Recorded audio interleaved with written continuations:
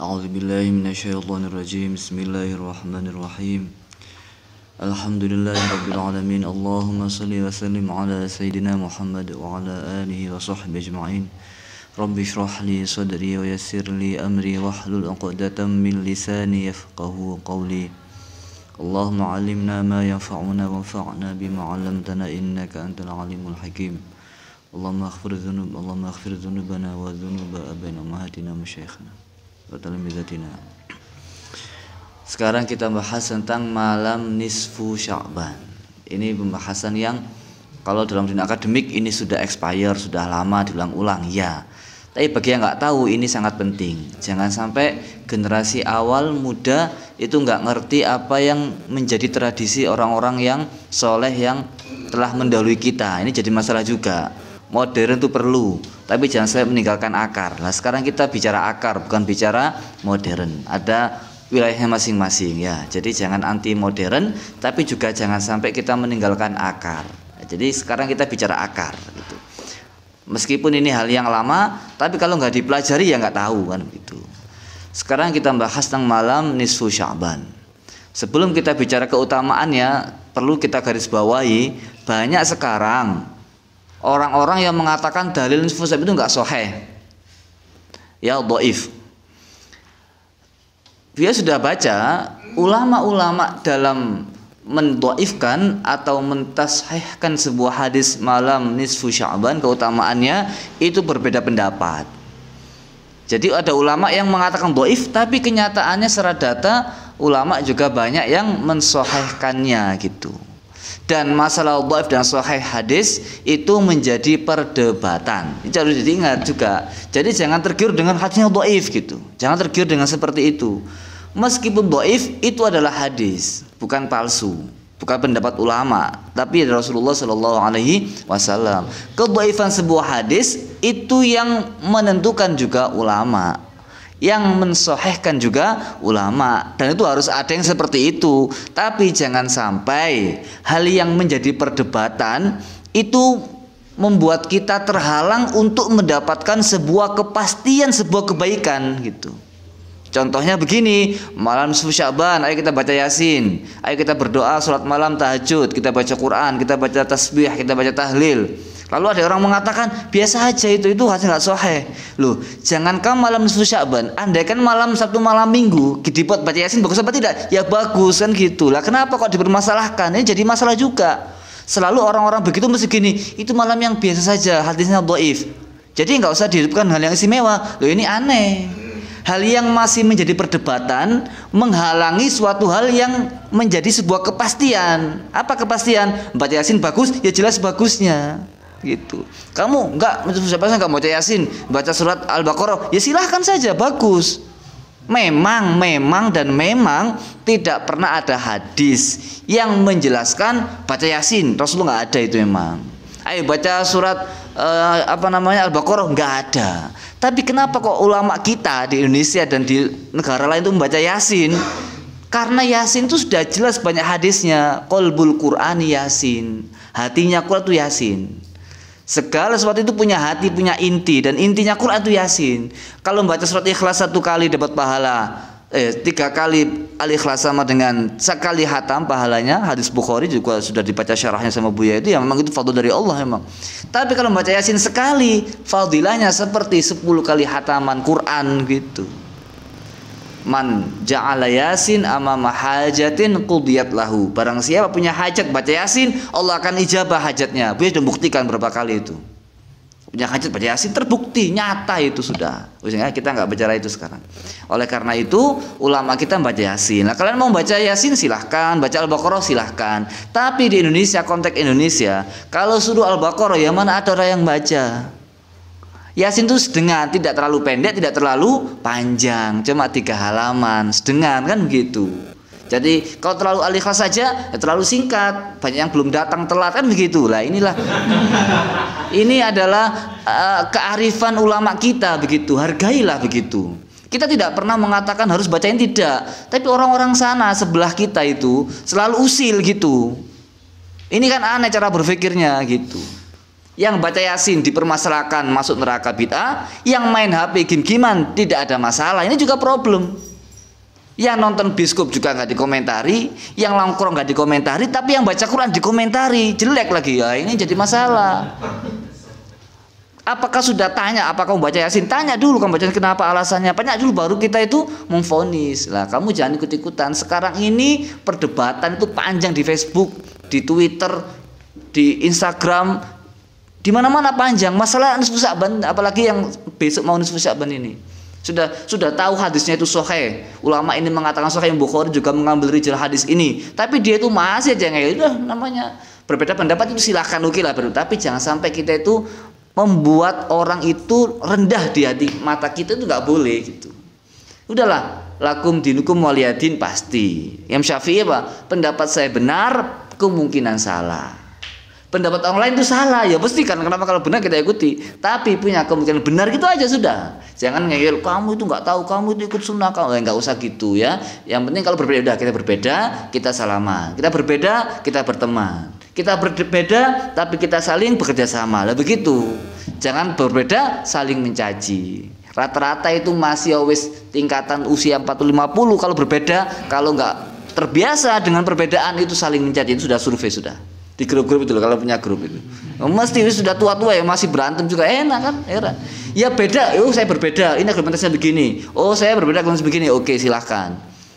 Tapi nggak usah itu di mana otaknya, itu gimana pikirannya, itu terjadi gitu itu. Wah ini sudah edan ini, wah gitu-gitu. Lah ini kan sudah nggak benar berarti. Silakan berbeda argumentasi yang ilmiah. Jadi nafsu setan nggak ikut campur di situ. Oke, sekarang kita ikut aliran yang beberapa fadilah keutamaan Sya'ban. Ini tidak palsu ya. Kalau ada yang palsu ya silakan dilihat lagi. Tapi yang jelas ini ada sumbernya. Dan ini yang menurutkan bukan sembarangan. Al-Baihaqi itu bukan orang sembarangan, ditelusuri pada zamannya ulama hebat, karismatik, besar gitu. Lah kalau pada masanya sampai sekarang terkenal dengan kebaikannya, bukan sembarangan. Kalau kita sama mama ya, kiai kita, guru kita terkenal sampai sekarang, sampai anak cucunya besok mesti orang baik gitu. Kalau nggak baik nggak mungkin terkenal kan gitu. Namanya orang salah ya pasti ada, jangan lihat salahnya kan begitu. Sudah, sekarang kita lanjutkan. Ada sebuah hadis dari Imam Al-Baihaqi. Rasulullah bertanya kepada Sayyidah Aisyah, "Ya Humaira, amma ta'lamina anna hadhihi lailah?" Kamu tahu ini malam apa sekarang? Rasulullah menjawab langsung ya, "Lailatun nisfi min Sya'ban." Ini malam nisfu Sya'ban.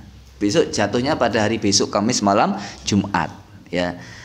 Innalillahi fi hadhihi lailah, pada malam nisfu Sya'ban ini itu Allah mempunyai apa? Utaqa'a minan nari biqadri sya'ri ghanami kalb. Jadi pada malam nisfu Sya'ban Allah itu mempunyai nama-nama orang yang dibebaskan dari api neraka.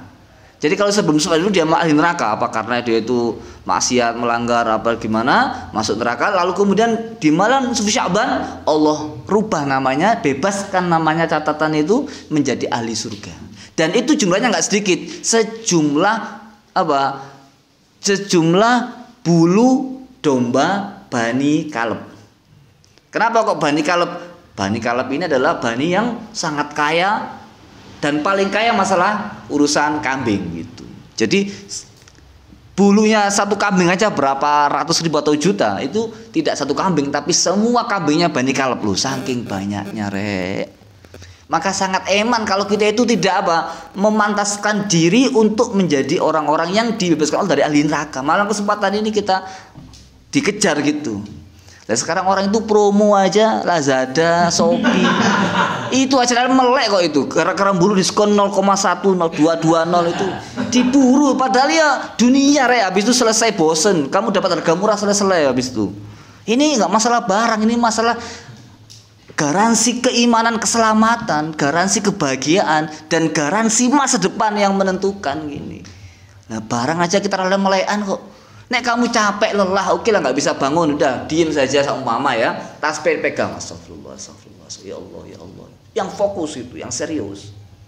Gitu. Capek kan gitu, melek gitu, alarm menyalakan terus nggak melek. Allah, astagfirullah, astagfirullah, astagfirullah. Dipersiapkan siangnya istirahat atau gimana, tidur di awal, kan begitu. Lalu kemudian wiritan. Nah, ulama mengatakan Ihya'ul Lail itu sudah masuk, habis sisa sudah masuk itu. Makanya tarawih itu habis isya kan langsung. Itu ihyaul lail itu sudah. Tapi kalau kita kan ihyaul lail ya, tapi tengah malam kalau sehat harus bangun kan begitu. Jangan standar orang awam ya. Sudah, sekarang kita lanjutkan. Dalam kitab Al-Kunuz Al-Hasinah menukil makalah dari Syaikhul Jilani, beliau mengatakan begini. Lailatun nisfi min Sya'ban hiya afdalu layali ba'da lailatul qadar. Ini Syaikhul Jilani. Lailatul nisfu Sya'ban, malam nisfu Sya'bannya itu lebih baik Itu malam yang paling baik setelah malam Lailatul Qadar. Oh, gitu deh. Ini pendapat ya. Sedangkan ulama lagi mengatakan, Imam Subki mengatakan anna lailatan nisfi min Sya'ban, malam nisfu Sya'ban itu apa? Tukaffiru dzunuba sanatin. Menghapuskan dosa setahun. Ini pendapat beliau Imam Subki ya. Wa lailatul Jum'ah, adapun lailatul Jum'ah, malam Jumat, tukaffiru dzunubal usbu', menghapuskan dosa seminggu. Wa lailatul qadri tukaffiru dzunubal umr. Kalau malam itu qadar itu menghapuskan dosa semua umur gitu. Jadi mulai kecil sampai besar itu sudah diampuni sama Allah. Nah, di sini juga Imam Subki mengatakan fadlu Rajabin fil ashril uwal. Kalau Rajab itu yang lebih utama itu di 10 yang pertama Rajab itu. Tapi kalau kenapa? Li ajli fadli awwal lailatin minhu. Karena keutamaan malam Rajab. Malam keutamaan itu awal Rajab itu malam utama itu, awal Rajab. Itu istimewa. Jadi karena keistimewaan satu malam ini 10, 9 setelahnya itu juga menjadi mulia. Tapi kalau kata di mana? Wa fadlu Sya'bana fil ashril awsati, tapi keutamaan bulan Sya'ban itu berada di setengah terakhir. Setengah terakhir. Jadi mulai Jumat besok itu sudah mulia tok itu sudah. Li ajli lailatin nisfi minhu, karena keutamaan malam nisfu Sya'bannya. Tapi kalau wa fadlu Ramadhana fil ashril akhirah. Kalau ke Ramadan itu yang paling mulia di 10 yang terakhir. Harus tahu. Rajab itu 10 pertama, Sya'ban pertengahan terakhir. Kalau Ramadan 10 yang terakhir. Kenapa? Li ajril akhirati minhu, karena yang terakhir itu adalah malam untuk qadar, diharapkan seperti itu. Rasulullah itu bersabda dalam Ibnu Majah, "Innallaha ta'ala la yattali'u ila khalqihi fi lailatin nisfi min Sya'ban." Allah itu memandang hambanya dengan pandangan rahmat pada malam nisfu Sya'ban. Fayaghfiru li jami'i khalqih. Semua hambanya diampuni wis. Masih menang tok diampuni sama Allah. Apalagi wiritan, apalagi baca Ratibul Haddad, apalagi baca Quran, apalagi baca sholawat. Tapi ada 2 orang yang tidak diampuni sama Allah. Ini selalu. Senin Kemis itu Allah juga buka pintu surganya setiap hari Senin Kemis. Semua diampuni sama Allah. Semua diampuni sama Allah. Senin Kemis juga, termasuk juga malam nisfu Sya'ban. Kecuali 2 orang dapat ampunan. Siapa itu? Illa li musyrikin wa musyahinin au musyahinin. Kecuali orang musyrik sama orang yang saling berantem mangkel-mangkelan. Karena nek mangkel-mangkelan itu nggak dapat ampunan dari Allah. Jadi kamu nggak usah mangkel-mangkelan, nggak usah berantem, nggak usah cari musuh, nggak usah mengumumkan permusuhan.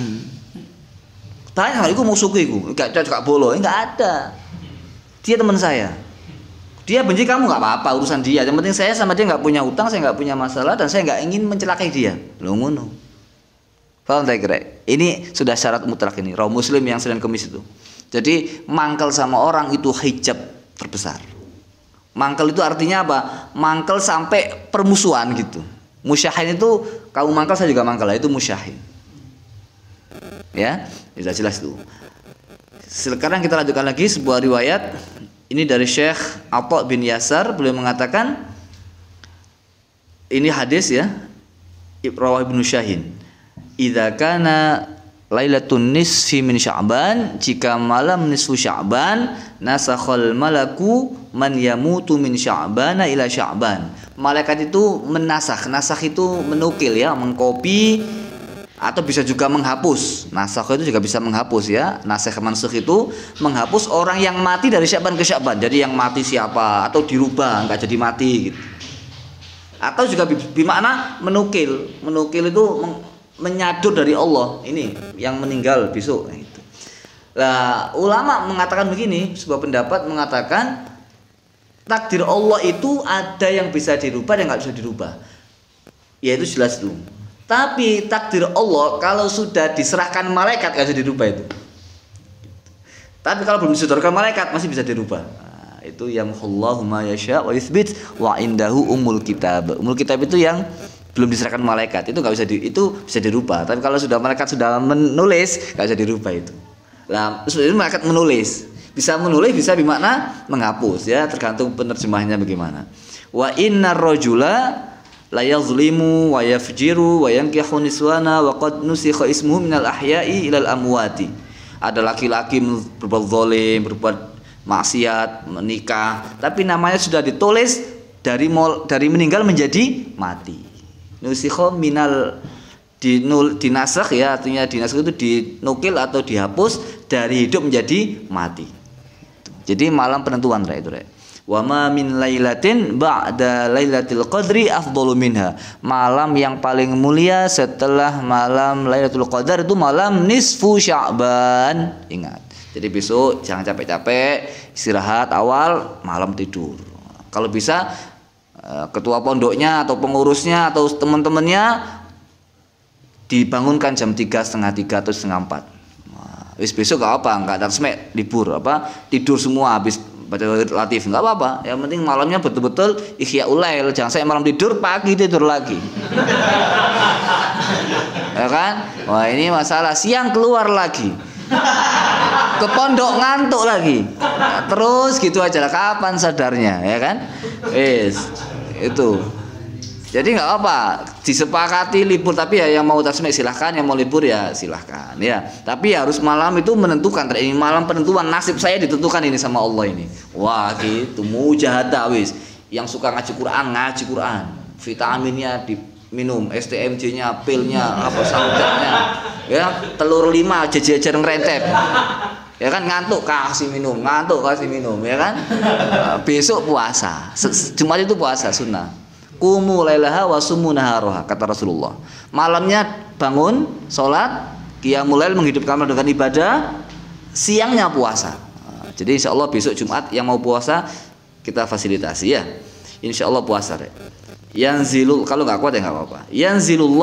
Yanzilullah ila sama'id dunya fayaghfiru likulli ahadin ila lil musyrikin au musyahinin au qati rahim. Ya, ini ada tambahan orang yang memutus silaturahim. Ini juga sama nggak dapat. Oke, sekarang kita lanjutkan lagi. Di sini ada sebuah hadis lagi, Rasulullah bersabda, "Idza kana," rawal Baihaqi lagi, "Idza kana ayatul nisfi min Sya'ban faqumu lailataha." Kalau ada Sya'ban datang, malam hidupkan. Wasumu yaumaha, puasalah di siang harinya. Fa inna lillahi tabaraka wa ta'ala yaqul, kalau nisfu Sya'ban itu Allah ngomong gimana?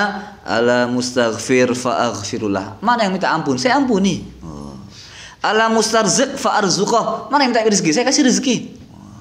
Minta berapa? Jangan jutaan, minta M. Enggak level sekarang juta itu. Ya, itu dulu tahun kemarin 2021 jutaan. Dua-dua ini miliar ya. Enggak zamannya minta jutaan, minta miliaran. Karena sekarang kita ini harus mandiri. Sekali lagi, ala sa'ilun fa'utiyah. Mana yang minta saya kasih, minta apa dia? Ala kadza hatta yatlu al-fajru, sampai terbitnya fajar. Ingat, kita minta sama Allah, mohon sama Allah, bukan kita tidak menyuruh Gusti Allah. Ingat itu. Kita nggak nyuruh Gusti Allah, yang bosnya itu Allah. Kita ini hambanya, nggak bisa apa-apa. Jangan sampai kamu nanti menyesal, marah. Loh, kamu marah itu sudah salah, doamu ya pantas nggak diijabah gitu. Paham tak? Ya, jadi kita ini mohon sama Allah. Namanya mohon ya terserah yang ngasih, tapi Allah itu sudah janji pasti tak kasih. Nggak mungkin pasti tak kasih. Cuma tadi ingat-ingat kapan, bagaimana, berapa, gitu. Di mana, itu rahasia Allah itu. Sudah, kamu yang penting pasti diijabah sama Allah. Cuma jangan mendikte Gusti Allah. Ya. Selanjutnya, man ahyal layalil khamsa wajabat lahul jannah, rawahul Asbihani. Siapa yang menghidupkan malam 5 wajib pasti surga dia. Kapan? Lailatul Tarwiyah, malam Tarwiyah, yaitu sebelum Arafah itu ya. Wa lailatul Arafah, malam Arafah. Wa lailatul Nahri, malam Idul Adha. Wa lailatul Fitri, malam Idul Fitri. wa an-nisfu min Sya'bana, dan malam nisfu Sya'ban. Lah, begini banyak riwayat kok kita kemudian nggak usah, biasa aja, tidur saja. Ini lucu, aneh ini orang-orang seperti ini. Hatinya di mana gitu? Ini masa ngarang, ulama-ulama hebat begini ngarang, kan nggak mungkin. Untuk apa juga ngarang? Zaman dulu itu kalian lihat, menulis buku itu nggak mudah dan tulisannya jelek sekali kan, nggak teratur kanan kiri pinggir samping itu. Lihat itu nuskho itu yang mentahqiq buku itu. Lah untuk apa? Dunia siapa yang mau beli zaman dulu ya kan? Jadi betul-betul insya Allah mereka ini minal mukhlisin.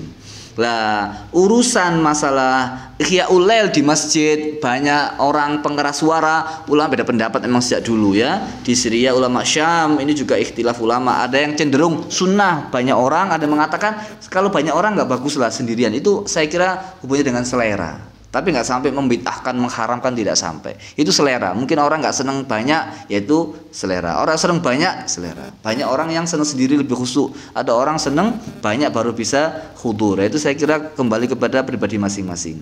Nah nanti kita pada malam nisfu Sya'ban, nah kita harusnya diganti dengan baca doa Yasin. Ya, yang ulama itu Imam Ad-Darobi mengatakan ya ada doa khusus juga sebenarnya.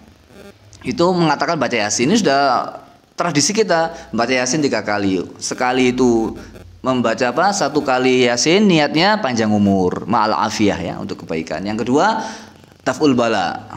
Yang ketiga al-istighnaa nas apa? Supaya kita itu nggak butuh manusia dalam segi kecukupan biaya hidup kita gitu. Istighnaa nas itu seperti itu bahasanya. 3 kali Yasin, nanti ada banyak doa. Dalam kitab Kanzun Najah Wasurur itu sudah banyak doa-doa lengkap dalam masalah ini. Selanjutnya disebutkan bahwasannya ulama-ulama ketika malam nisfu Sya'ban itu rata-rata mereka menghidupkan dengan qiyamul lail, yaitu dengan sholat tahajud. Dan kita sendiri mestinya harus begitu ya. Itu apa namanya? Nisfu Sya'ban itu namanya banyak. Ada namanya dinamakan Al-Lailah Al-Mubarakah.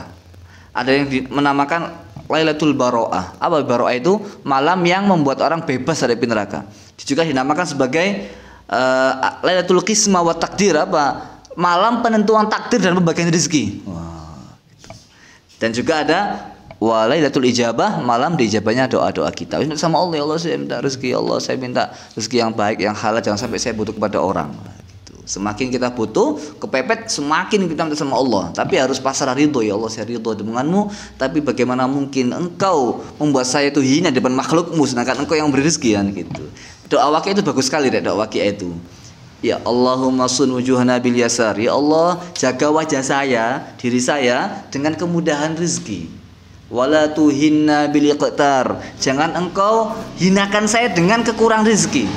Sehingga fanastarziqa talibi rizq. Sehingga apa? Sehingga kami berharap minta rezeki dari orang-orang kan gitu.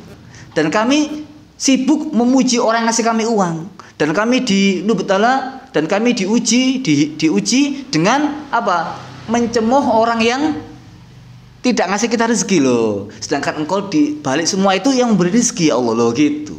Ya Allah, sebagaimana engkau menjaga wajah saya, wajah kami dengan sujud kepadamu, maka jagalah wajah saya dari tidak meminta kecuali hanya kepadamu. Loh, ini kan bagus sekali doanya. Ada lagi doa ini, Allahumma zahidni fid dunya. Allah buat saya zuhud. Di dunia zuhud, hati saya zuhud. Wa wasi' alayya fiha, tapi luaskan rezeki saya. Kenapa? Wala tazwiha anni, jangan jauhkan dunia dari saya, jangan jauhkan dunia. Kalau engkau jauhkan dunia dari saya, maka membuat kami senang untuk dapat dunia loh. Bahasanya ulama sufi itu seperti itu. Dia enggak sufi kan fulus kasir ngono tok. Ulama sufi enggak, zuhudkan hati saya ya Allah. Tapi luaskan rezeki saya, jangan jauhkan rezeki dari saya dari itu. Kalau kau jauhkan rezeki dari saya, maka engkau membuat saya senang sama dunia itu. Loh begitu. Allahumma zahidni fid dunya wa wasi' alayya fiha wa la tazwiha anni faturghibni fiha. Oh, ini doa supaya rezeki juga lancar. Itu caranya seperti itu. Ada juga doa Allahumma ij'al dunya fi aidina, ya Allah jadikan dunia di tangan saya, jangan jadikan di hati saya. Terserah doa apa saja, yang penting kebaikan untuk akhirat kita. Kita tidak minta uang untuk diri kita, tapi kita minta uang untuk kemuliaan agama kita, karena kita orang-orang yang membawa misi menyebarkan agama. Lah kalau orang menyebarkan agama itu nggak punya uang, minta-minta, ini terus kemudian mana izzatul Islam? Paling enggak kamu nggak punya harapan dari orang, dari Allah gitu. Saya mau mandiri ya Allah. Saya berdakwah karenamu ya Allah. Cukupi saya ya Allah. Jangan sampai saya berdakwah di hadapan itu, di belakang itu ada yang mau uang. Ya, gitu. Uang itu ya kita perlu, kita butuh, Rek. Tapi bukan itu tujuannya, seperti itu. Paham ya? Saya kira demikian. Wallahu a'lam bishawab.